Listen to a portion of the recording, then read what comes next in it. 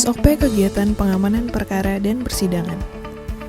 1. Penuntut umum setelah menerima penetapan hari persidangan dari Pengadilan Negeri segera memberitahukan kepada tim intelijen Kejaksaan Tinggi Sumatera Selatan.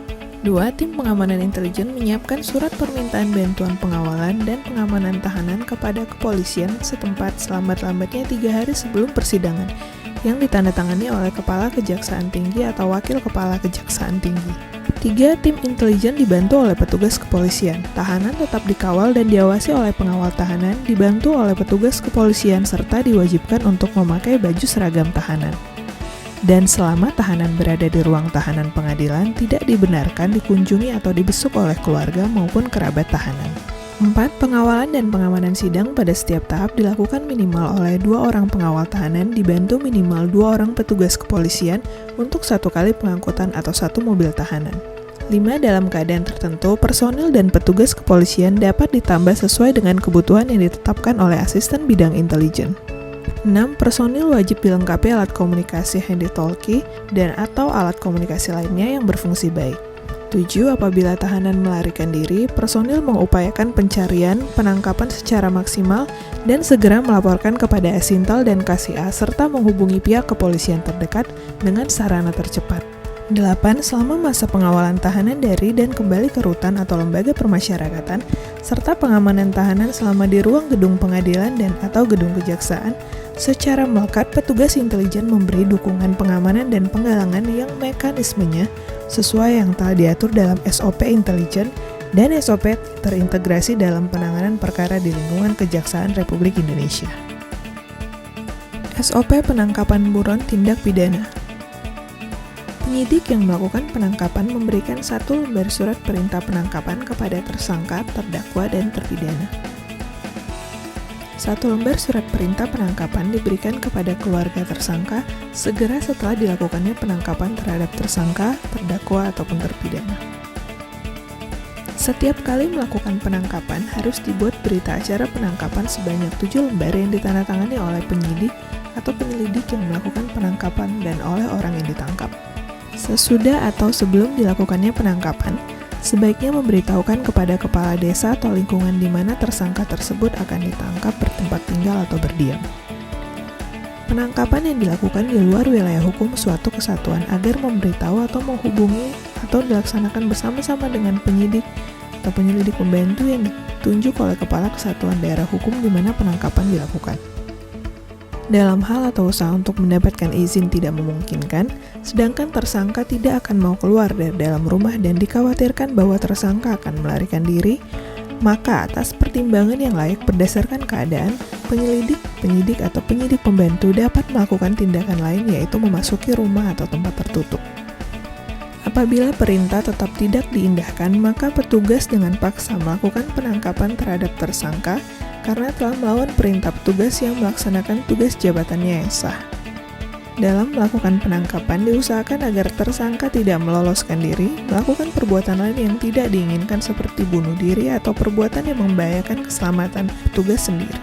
Apabila tersangka yang ditangkap berkebangsaan asing, maka sesuai jalur pelaporan, hal tersebut diberitahukan kepada Departemen Luar Negeri guna diteruskan kepada perwakilan negara tersangka dimaksud.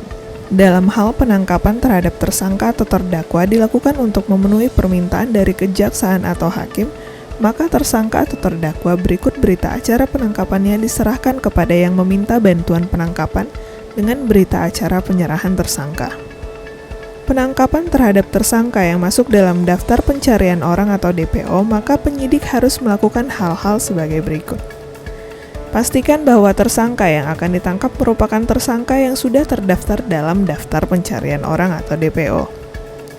Daftar pencarian orang atau DPO yang dikeluarkan mencantumkan pertimbangan dasar identitas tersangka, uraian perkara dan pasal yang dilanggar, surat permintaan bantuan penangkapan ditandatangani oleh pejabat penyidik yang berwenang.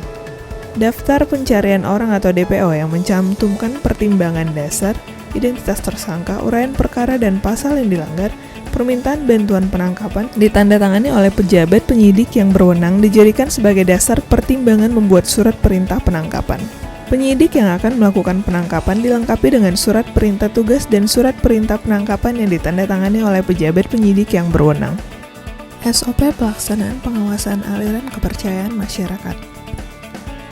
A. Peran pengawasan sebagai usaha pencegahan yang bersifat aktif ofensif sehingga dapat dihindarkan dan dicegah terjadinya kasus-kasus yang berimplikasi negatif dan ditimbulkan oleh aliran kepercayaan dan keagamaan dalam masyarakat.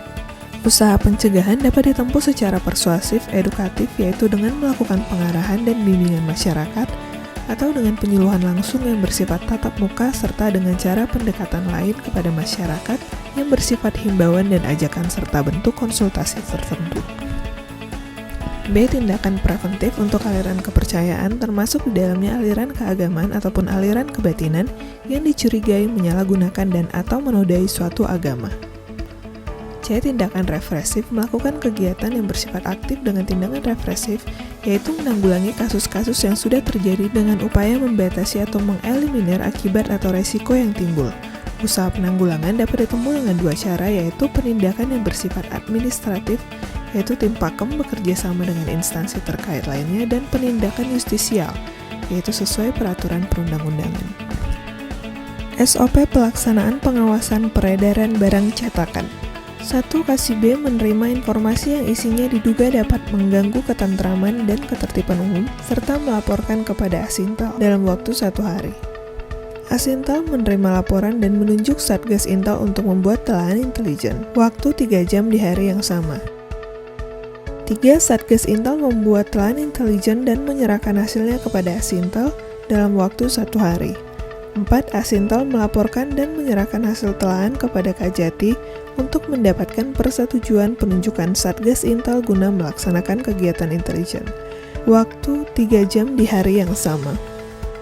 5. Kajati memeriksa hasil telahan jika setuju memberikan petunjuk untuk melakukan giat Intel yang dilaksanakan oleh Asintel. Jika formulasinya tidak setuju, menyerahkan ke Asintel untuk diperbaiki, dan jika pendapat atau saran pada telahan tidak setuju, memberi petunjuk untuk tidak melakukan kegiatan intelijen. Nodis persetujuan penerbitan surat perintah tugas atau surat perintah operasi intelijen dalam 3 jam di hari yang sama. 6. Asintel membentuk tim untuk melakukan kegiatan intelijen atas nama Kajati. Nodis penerbitan surat perintah dalam waktu 1 hari. 7. Satgas Intel melaksanakan kegiatan intelijen sesuai dengan Perja nomor per 024-A-JA-08-2014 tentang Administrasi Intelijen Kejaksaan Republik Indonesia dan melaporkan hasilnya kepada Kajati. Data dan informasi waktu 7 hari untuk surat perintah tugas dan 30 hari untuk surat perintah operasi intelijen. 8. Kajati melaporkan kepada Jam Intel untuk mendapatkan petunjuk dan persetujuan tindak lanjut penyelesaian. Lab Hastuk atau Lab Hopsin dalam waktu 1 hari. 9. Jam Intel memeriksa laporan kegiatan intelijen dan memberi petunjuk tindak lanjut penyelesaian. Jika ditemukan indikasi barang cetakan yang terlarang, akan membuat petunjuk 1. Menyerahkan ke penyidik melalui bidang pidana umum untuk dilakukan penyidikan, dan atau 2. Menyerahkan ke bidang datun guna ditindaklanjuti sesuai dengan ketentuan yang berlaku. Jika tidak ditemukan indikasi barang cetakan yang isinya diduga dapat mengganggu ketentraman dan ketertiban umum, menyerahkan kembali kepada Kajati dalam waktu 3 hari. 10. Kajati memerintahkan Asintel untuk melaksanakan petunjuk dari Jam Intel, surat dan nota dinas waktu 3 jam di hari yang sama. SOP pemberdayaan masyarakat desa. Program-program pemerintah dalam pemberdayaan masyarakat. A. Pemberdayaan masyarakat di bidang pemerintahan desa mencakup semua sumber daya yang ada di pemerintahan desa, seperti kepala desa, perangkat desa, dan BPD. B. Pemberdayaan masyarakat di bidang kelembagaan mencakup semua lembaga masyarakat yang ada di desa, bertujuan untuk membangun lembaga yang lebih terarah, produktif, dan terorganisir. C. Pemberdayaan masyarakat di bidang ekonomi merupakan program pemerintah untuk meningkatkan perekonomian desa, mencakup pemberdayaan UKM, industri rumah tangga, BUMDes, kelompok tani, pasar, serta penunjang ekonomi masyarakat lainnya. D. Pemberdayaan masyarakat di bidang teknologi merupakan program pemerintah desa dalam mengikuti perkembangan zaman, dan penggunaan teknologi juga dapat meningkatkan kinerja agar lebih cepat dan akurat. E. Pemberdayaan masyarakat di bidang kesehatan untuk meningkatkan kualitas hidup dan kesehatan masyarakat. F. Pemberdayaan masyarakat di bidang pendidikan merupakan program pemerintah desa dalam meningkatkan pendidikan masyarakat agar lebih berkualitas dan kompeten. SOP Organisasi Masyarakat. Pendirian Ormas didirikan oleh 3 orang warga negara Indonesia atau lebih kecuali Ormas yang berbadan hukum yayasan. Ormas dapat berbentuk badan hukum atau tidak berbadan hukum. Ormas juga dapat berbasis anggota atau tidak berbasis anggota. Ormas berbadan hukum dapat berbentuk perkumpulan atau yayasan.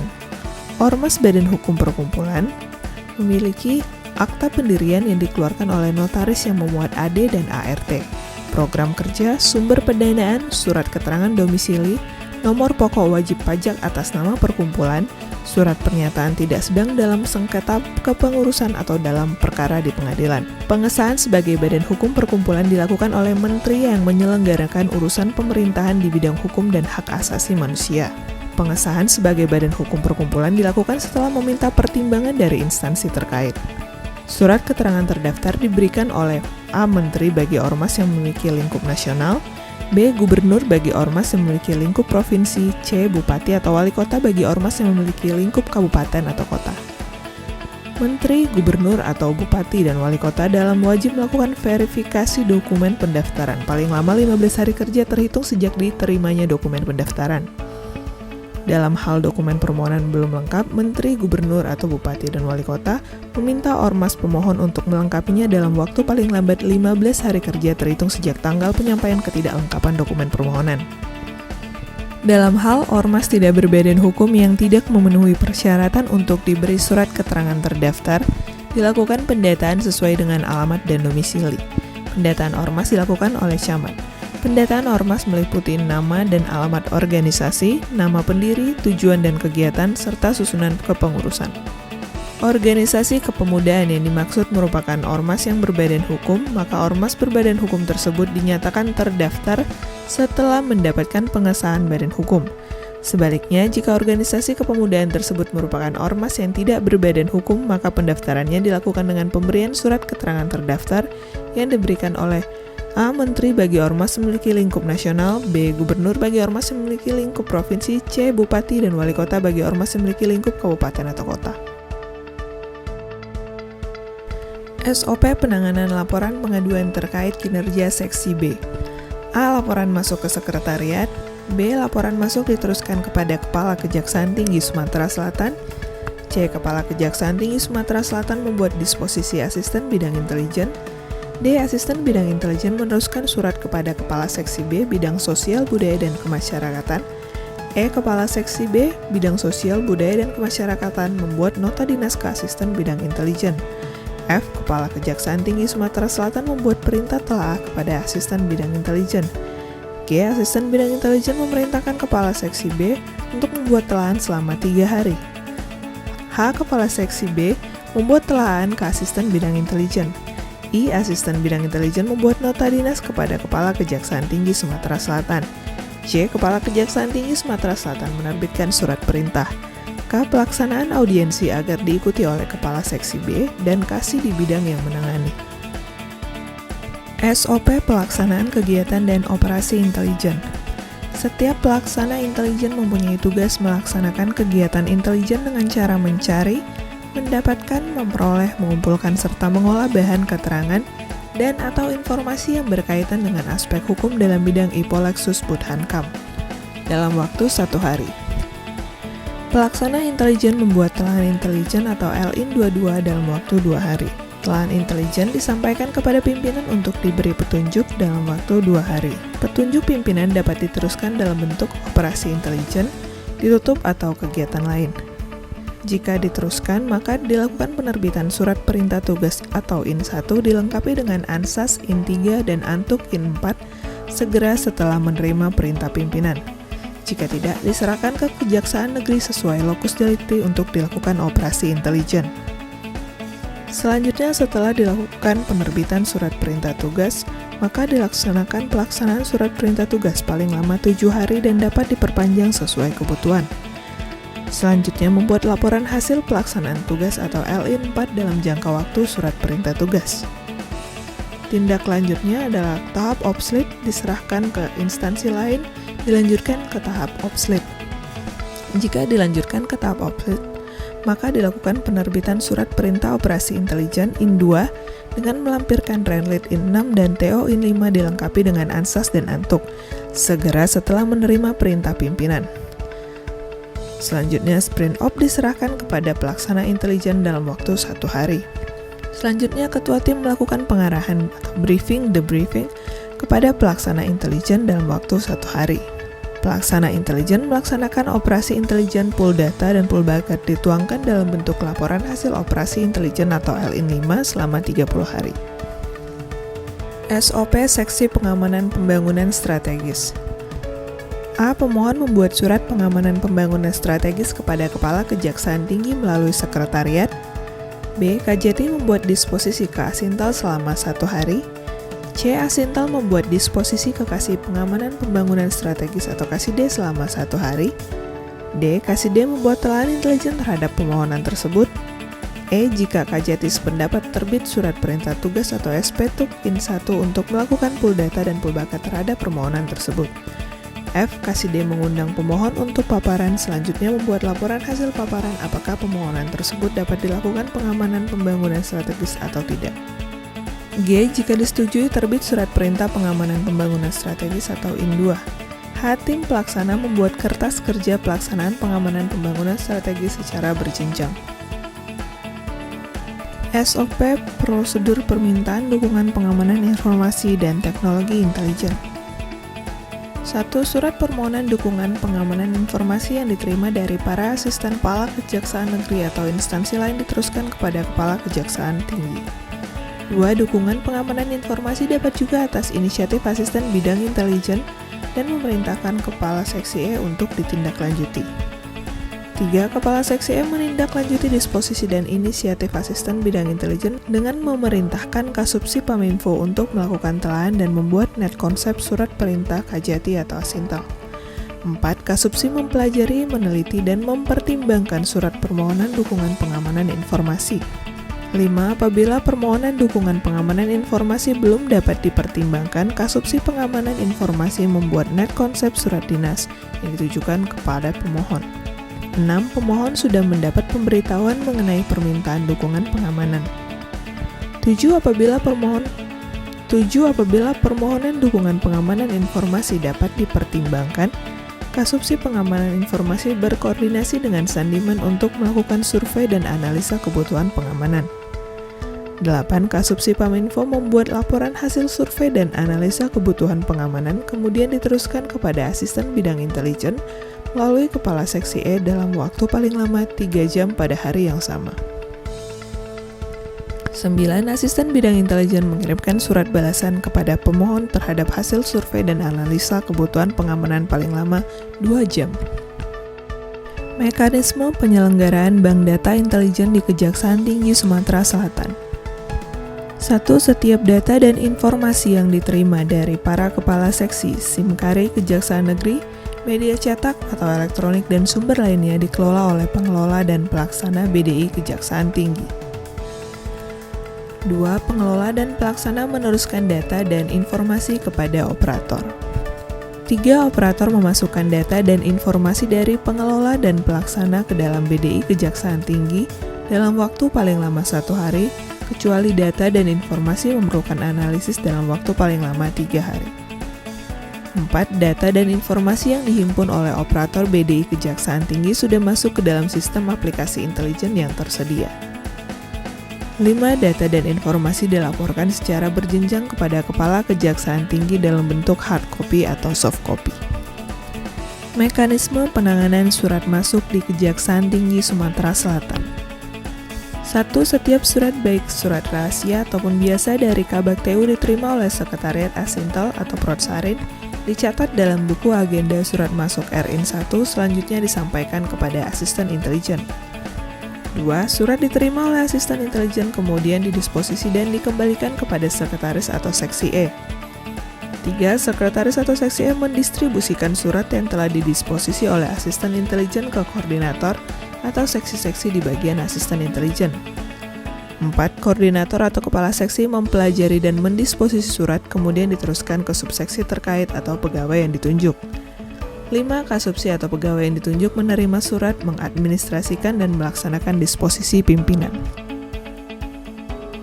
SOP pelaksanaan kegiatan laporan pengaduan dan audiensi.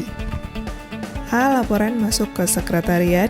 B. Laporan masuk diteruskan ke Kepala Kejaksaan Tinggi. C. Kajati membuat disposisi ke Asisten Intelijen. D. Asisten Intelijen meneruskan surat ke Kasipenkum. E. Kasipenkum membuat nota dinas ke Asintel. F. Kajati membuat perintah telaah kepada Asintel. G. Asintel memerintahkan Kasih C membuat telaah selama 3 hari. H. Kasih C membuat nodis hasil telahan ke Asintel. I. Asintel membuat nota dinas ke Kajati. J. Kajati menerbitkan surat perintah. K. Pelaksanaan audiensi agar diikuti oleh Kasipenkum dan Kasih di bidang yang menangani. SOP pelaksanaan kegiatan jaksa masuk sekolah.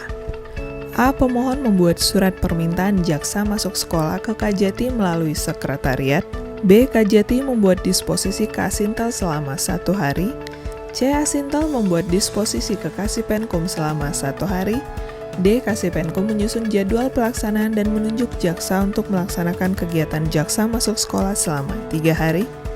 E. Jaksa pelaksana kegiatan jaksa masuk sekolah membuat laporan pelaksanaan kegiatan selama 3 hari. SOP pelaksanaan kegiatan penerangan hukum dan penyuluhan hukum. A. Pemohon membuat surat permintaan penerangan hukum dan penyuluhan hukum ke Kajati melalui sekretariat. B. Kajati membuat disposisi ke Asintel selama 1 hari. C. Asintel membuat disposisi ke Kasipenkum selama 1 hari. D. Kasipenkum menyusun jadwal pelaksanaan dan mengusulkan jaksa untuk melaksanakan kegiatan penerangan hukum dan penyuluhan hukum. E. Jaksa pelaksana kegiatan jaksa masuk sekolah membuat laporan pelaksanaan kegiatan selama 3 hari.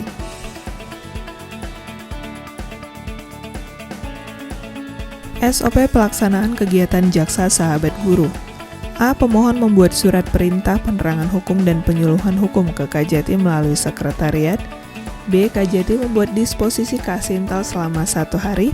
C. Asintel membuat disposisi ke Kasipenkum selama 1 hari.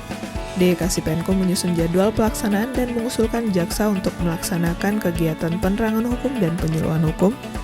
E. Jaksa pelaksana kegiatan jaksa sahabat guru membuat laporan pelaksanaan kegiatan selama 3 hari.